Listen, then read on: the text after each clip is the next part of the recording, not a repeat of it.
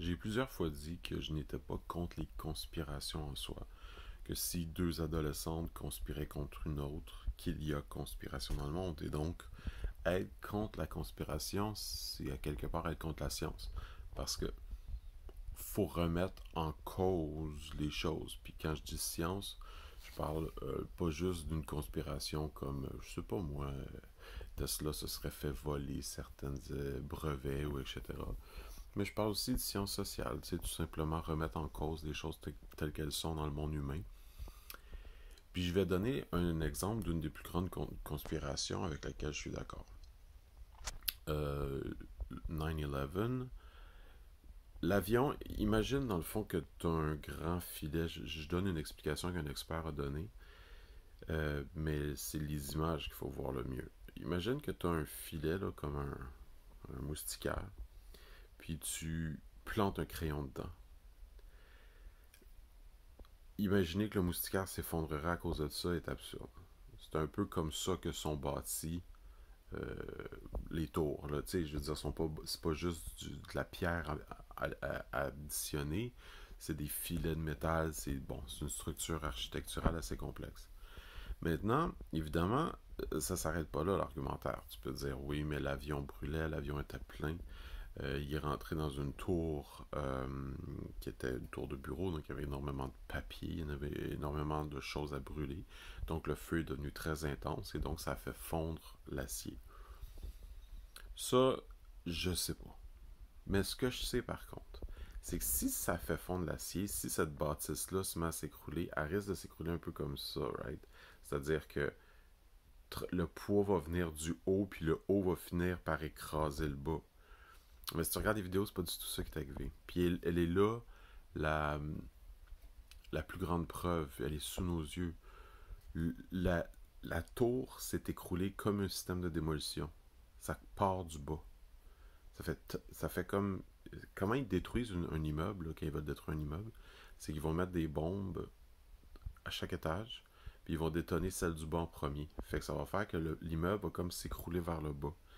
Parce que si tu faisais juste faire tomber celle du haut en premier, il y aurait des débris qui déborderaient sur les bords. Fait que ce que tu veux, c'est que ça fasse comme une ventouse, puis qu'il y ait moins de vent, puis qu'il y ait moins de dispersion. Ça, des experts l'ont pointé beaucoup. Puis ça, c'est important à comprendre parce que il n'y a personne du côté des experts qui est venu dire non, non, non, c'était prévu dans la construction de la bâtisse qu'on mette des systèmes de démolition en place au cas. Et la seule hypothèse qui reste, c'est qu'ultimement, à la dernière seconde, les Américains ont su que ces tours-là étaient pour être détruites et que c'était mieux de les détruire sous contrôle. Puis ni Al-Qaïda a réclamé ça, etc. Donc, elle est venue surtout de comment la bâtisse s'est écroulée, la théorie de la conspiration. Pas que c'était un inside job dans le sens où c'est les Américains qui auraient voulu concrètement détruire les tours, mais que c'est une inside job dans le sens où on a voulu faire un cover-up. Est-ce que les forces de l'ordre font des cover-up? Planter des plant evidence en anglais, là, voyons comment on dit ça en français, bon, planter des preuves, on va dire, là, mettre des preuves, tu sais, mettre une cocaïne dans le manteau à quelqu'un avant de l'arrêter. On le sait, on a des preuves en masse dans le système judiciaire que ça a été fait. On a énormément de témoignages, d'aveux de policiers qui finalement ont regretté leurs actes. Donc, la conspiration, puis ça c'en est un autre exemple de conspiration, tu sais, un policier qui plante une preuve. Je dis pas qu'ils sont tous comme ça, mais si ça arrive, ben ça arrive, puis c'est une conspiration. C'était une conspiration pour arrêter quelqu'un. Puis je te dis pas que la personne que tu voulais arrêter était nécessairement pas coupable, mais t'as conspirationné contre lui, t'as utilisé des arguments fallacieux dans le but d'arriver à tes fins. Puis ça, la fin justifie les moyens, c'est toujours quelque chose à éviter. Et vous avez peut-être vu passer un post, je l'ai imprimé parce que je veux le lire parce que je trouve qu'il résume parfaitement bien. J'y vais. J'en reviens pas. Je suis allé dehors à -21. J'ai vu plein de monde avec des manteaux, des mitaines et des tucs. Alors j'ai fait mes recherches YouTube et il y a uniquement 80 morts par année causées par l'hypothermie au Canada. Seulement 0,0000002% de la population. Donc 99,99998% Des gens n'en meurent pas et pourtant ils vivent tous dans la peur comme des moutons avec leur manteau. En plus, j'ai découvert que certains d'entre eux sont même morts avec leur manteau. Non mais sérieux, faites vos propres recherches, arrêtez d'écouter Météo Média. Les manteaux et les mitaines ne servent à rien. Et le port du manteau, c'est une atteinte à ma liberté. Réveillez-vous, bande de moutons, et allez dehors en t-shirt gang de frileux. Donc ça, c'est la fin du post en question. Là, ça contredit tout ce que les experts disent. Puis, évidemment, ça, c'est une analogie. Par contre, l'analogie en humoristique est remplie de bonnes analogies de comment les conspirationnistes réfléchissent par rapport à la pandémie actuellement. Je suis allé dehors à moins 21, j'ai vu plein de monde avec des manteaux d'études. Bon, alors j'ai fait mes recherches.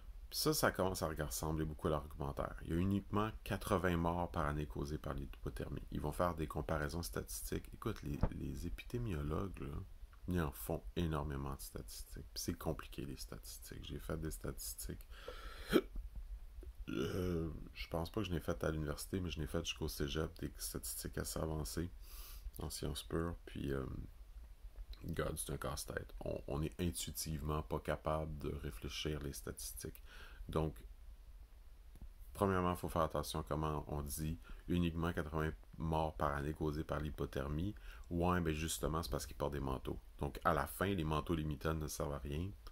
Ça sort de nulle part, ça. C'est parce qu'on porte des manteaux. C'est comme dire quasiment personne meurt du sida au Canada. Ouais, mais c'est parce que maintenant, on a des virus, on a des vaccins. Ben, pas des vaccins, c'est un traitement.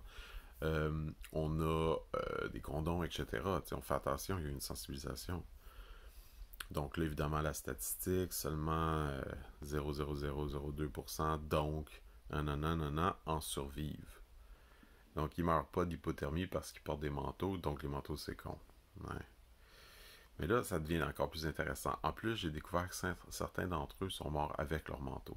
Donc, évidemment, il y a du monde qui vont mourir malgré qu'il y ait un masque. Il y a du monde qui vont même peut-être mourir du vaccin. Ça peut arriver parce que le vaccin, c'est une version essentiellement amoindrie de la maladie. Et si le vaccin te tue, crois-moi, la maladie t'aurait tué. Mais, encore une fois, c'est des statistiques.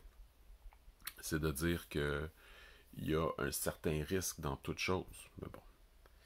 Non mais sérieux, faites vos propres recherches, arrêtez d'écouter Météo Média, qui est la plus grosse chaîne de télévision canadienne qui regroupe parmi les plus grands experts météorologues. Et le manteau, c'est une sorte. Puis réveillez-vous, bande de moutons, évidemment, il faut toujours que ça soit une insulte. J'ai eu quelques insultes au début avec des anti-masques, là, mais maintenant, j'insulte jamais, je fais juste répondre à leurs questions, puis ils m'insultent tout le temps. C'est toujours. Ils m'insultent tout le temps, pour rien. Je suis un ci, je suis un ça. Fait que bref, je voulais juste rapidement ce matin comparer deux genres de conspiration, puis dire, le problème, c'est pas nécessairement la conspiration, le problème, c'est essentiellement un raisonnement anti-scientifique. On n'arrête pas de les appeler les anti-conspirationnistes, les anti-vaccins, les anti-masques, mais en fait, c'est les anti-sciences. Puis leur approche va complètement contre comment la science réfléchit. Ils vont juste trouver le scientifique un peu fou tourne, tu sais, le professeur tournesol dans son petit univers qui va avoir une théorie farfelue, puis c'est correct, comme je dis, il faut, tu sais, comme je disais au début, être contre les conspirations, c'est être contre la science, parce qu'il faut être capable d'avoir des idées farfelues pour faire avancer la science.